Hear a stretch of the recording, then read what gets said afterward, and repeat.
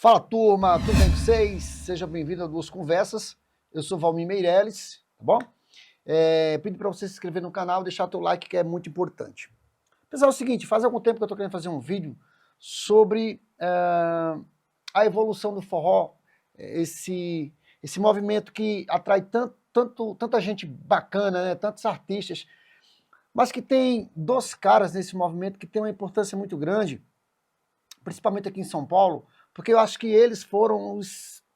Eu acho que depois de Luiz Gonzaga, Pedro Sertanejo, aqui em São Paulo eles tiveram uma importância muito grande e ainda tem, né? Mas muitos artistas de hoje não sabem muito da importância desses caras. Expedito Duarte e Amorim Filho, né? Mano Velho e Mano Novo. Você já ouviu falar em Mano Velho e Mano Novo? E qual a importância desses dois caras? E qual a importância do movimento que eles criaram, né? Que acredito eu que quando eles propuseram a Rádio Bandeirantes daqui de São Paulo, que ainda é uma das grandes emissoras desse país e que domina aqui uma grande massa de ouvintes em São Paulo, quando eles propuseram para a galera, para a produção da Band, um programa que falasse de forró, que falasse do sertanejo, eu acho que não foi fácil convencer, né, os donos, né? Porque até então era um movimento muito escondido, tímido, né? O forró falava muito só de saudade, da tristeza do sertão, do nordestino vindo para cá, dos sofrimentos, enfim. E com a entrada de Mano Velho Mano Novo, que quando eu cheguei aqui em 93, eu lembro que tinham dois programas de forró em São Paulo. Era Mano Velho Mano Novo nas Quebradas do Sertão, e tinha um programa na Rádio Tropical FM que o Ciro Aguiar fazia aos domingos, que eu não lembro o nome do programa, mas é um programa de forró. Então tinha esses dois programas só. E se pensarmos que São Paulo é a cidade mais nordestina desse país, aqui tem mais nordestino que qualquer estado do Brasil, né? Do Nordeste, né? Então, a gente tem uma grande massa de nordestinos aqui. E até então, Mano Velho Mano Novo, só tocava lá no Mano Velho Mano Novo mais músicas tradicionais, mais o pé de serra, autêntico, né? E aí, em 95 para 96, porque até então era muito forte a parceria de Mano Velho Mano Novo com a galera da Sonzum, com o grupo Mastruz com Leite. Então tocava muito lá Mastruz com Leite, Luiz Gonzaga.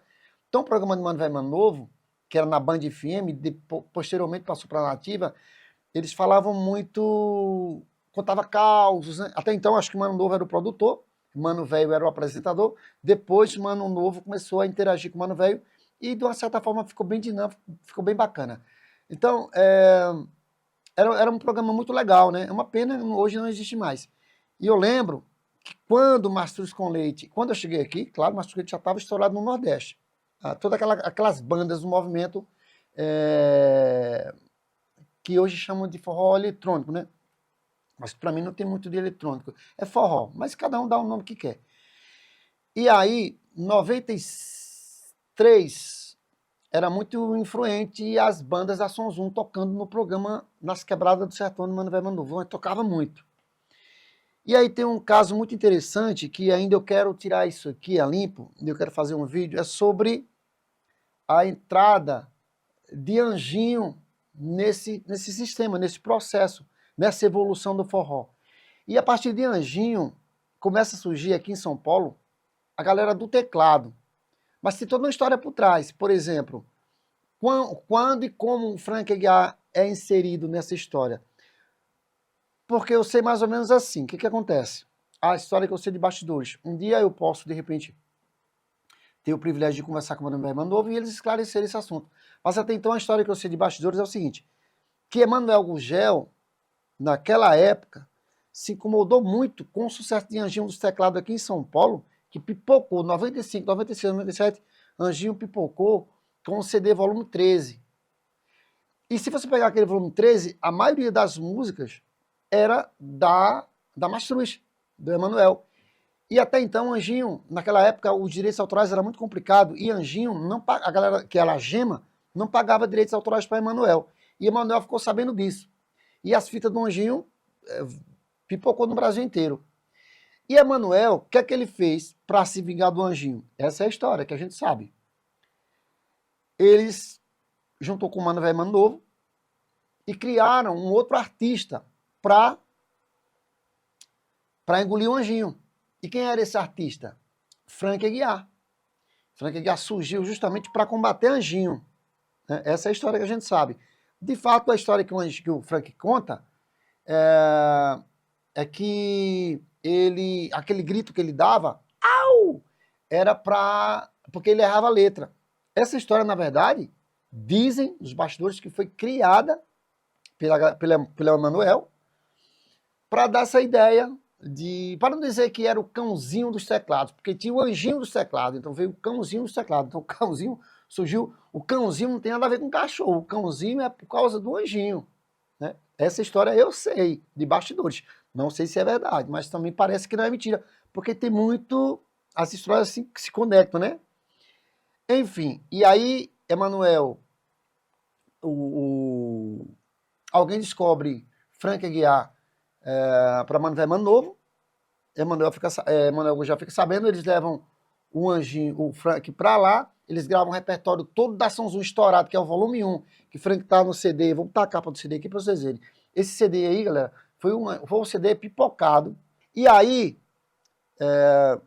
acho que era 99, 99, 98, 99, começou a tocar muito na Band FM, o Frank Aguiar, né? E aí foi sucesso no Brasil inteiro, porque naquela época, a única rádio de forró que tinha era a Band, e a Band mandava. Era uma audiência fora do comum, Mano Velho Mano Novo. Daí surgiu o Frank Aguiar. Acho que o volume 2 ainda foi pela Sons 1, se eu não me engano, a volume 3 já entra na FAMusic, não é, na Abril Music, da editora Abril, que teve uma gravadora na época que pegou muito forrozeiro, enfim.